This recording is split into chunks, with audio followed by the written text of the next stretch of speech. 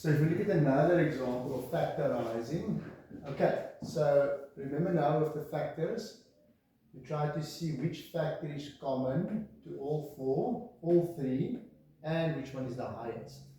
So for instance, 8 times 2 is 16, okay, and 4 times 4 is 16, and 16 times 1.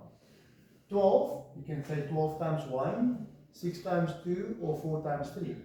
And for 24, you can say 24 times 1, 12 times 2, 8 times 3, or 6 times 4. So you should know the timetables so you can know which two numbers to multiply to get there. That's called your factors, what you multiply to get to that one or that one or that one. But now you must see which ones are common. For instance, 8 is not common because 8 times 2 is 16. 8 times 3 is 24, but you can't use 8 to get to 12. So 8 is not going to work. Okay? And you think of 4. 4 times 4 is 16, 4 times 3 is 12, and 4 times 6 is 24. So 4 is going to work. And you're not going to find a bigger one than 4. Okay, if you think of 6, 6 can work here, because 6 times 2 is 12. 6 times 4 is 24, but you can't use 6 to get to 16.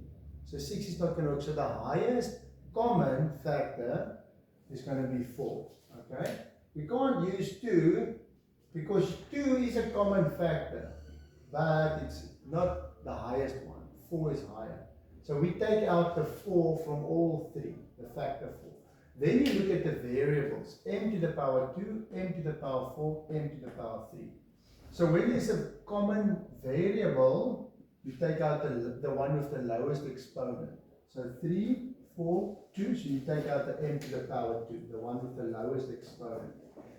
And then n to the power 3, n to the power 2, n to the power 5. The lowest exponent is n to the power 2. So you take out the n to the power 2.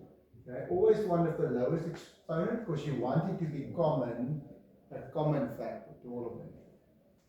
Now there's two ways to decide what you're going to put in the brackets. You can either take this one, divide by this, write the answer. Take this one, divide by this, write the answer. Take this one, divide it, and get the answer. Or you can just ask yourself, 4 times what gives you 16? 4 times 4 is 16.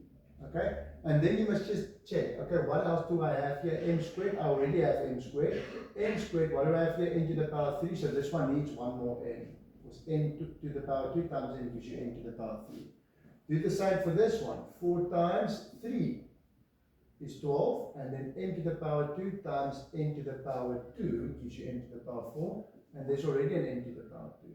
And then 4 times negative 6 is negative 24. M squared times m gives you n to the power 3. N to the power 2 times n to the power 3 gives you n to the power 5. And then you factorized it.